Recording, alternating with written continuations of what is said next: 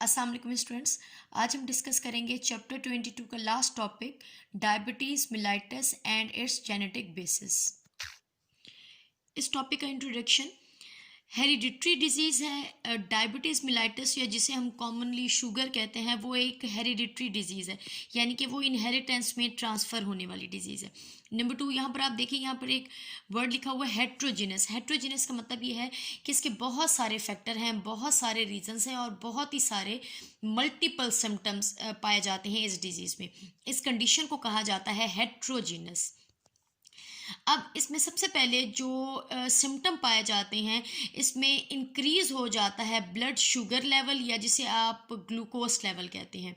Reason क्या है? Reason ये है कि जब हम फूड में ग्लूकोज लेते हैं तो उस ग्लूकोज की डाइजेशन होती है, यानी कि जो कार्बोहाइड्रेट होता है उसकी डाइजेशन होती है।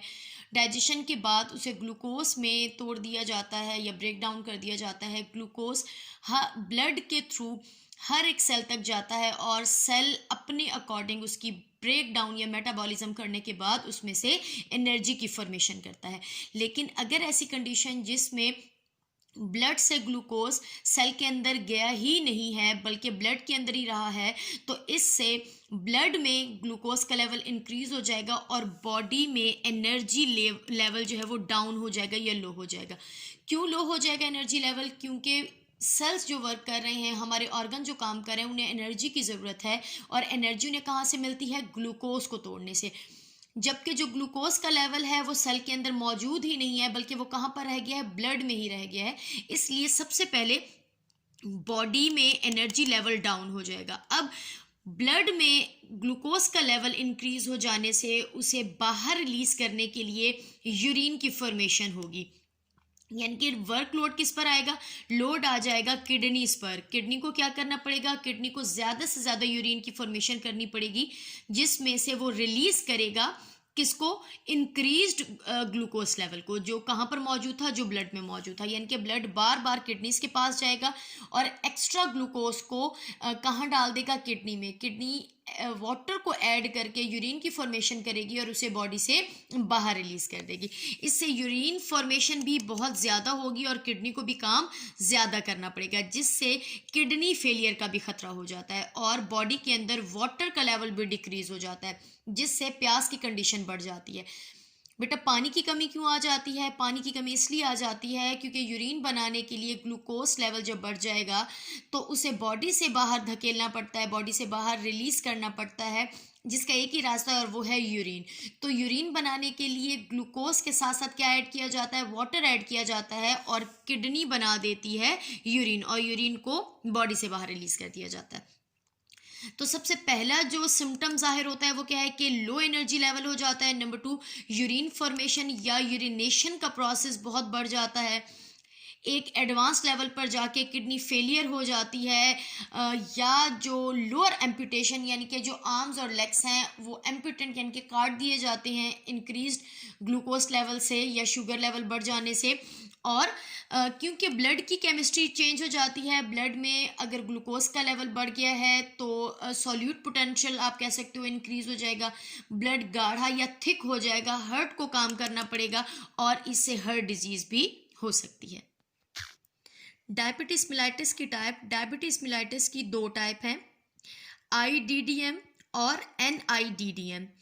IDDM की क्या मतलब है? इंसुलिन डिपेंडेंट डायबिटीज मिलाइटिस, यानी कि आप इसे टाइप 1 भी कहते हैं। NIDDM, जिसे आप टाइप 2 कहते हैं, non insulin dependent diabetes mellitus या टाइप 2, जिसमें सबसे पहले हम डिस्कस करेंगे टाइप 1। इसके लिए यानी कि ये क्या है? ये इंसुलिन डिपेंडेंट है, इंसुलिन पर इसे डिपेंड करना पड़ता है। और ये इंसुलिन क्या है? इंसुलिन बेटा एक खास तरह का आप कह सकते हैं प्रोटीन है, एक हार्मोन है, जो कि कहाँ पर बनता है? जो कि हमारे बॉडी ऑर्गन पेनक्रियाज में बनता है। पेनक्रियास कहाँ पर मौजूद है? राइट साइड पर लोअर एब्डोमेन में, या आप लिवर की साइड पर या लिवर के लोअर पोर्शन में ये मौजूद होता है। और इसका क्या काम है? इसका काम है कि ये इंसुलिन की फॉर्मेशन करता है।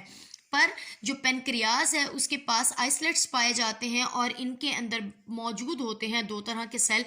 Number 1 alpha cell, number 2 beta cell. Alpha cell बनाता है एक खास तरह का प्रोटीन या हार्मोन जिसे ग्लूकागॉन कहते हैं, और जो इसके बीटा सेल्स हैं वो फॉर्म करते हैं इंसुलिन। तो इंसुलिन क्या है? इंसुलिन एक खास तरह का पेनक्रियाटिक हार्मोन है, और इसी का मेन रोल है बेटा शुगर लेवल को या ग्लूकोज लेवल को मेंटेन करने में। ये सपोज करें ये ब्लड है, ये जो रेड तरह का मैंने लाइन से ड्रॉ किए हुए हैं, और ये क्या मौजूद है? ये सेल्स मौजूद हैं।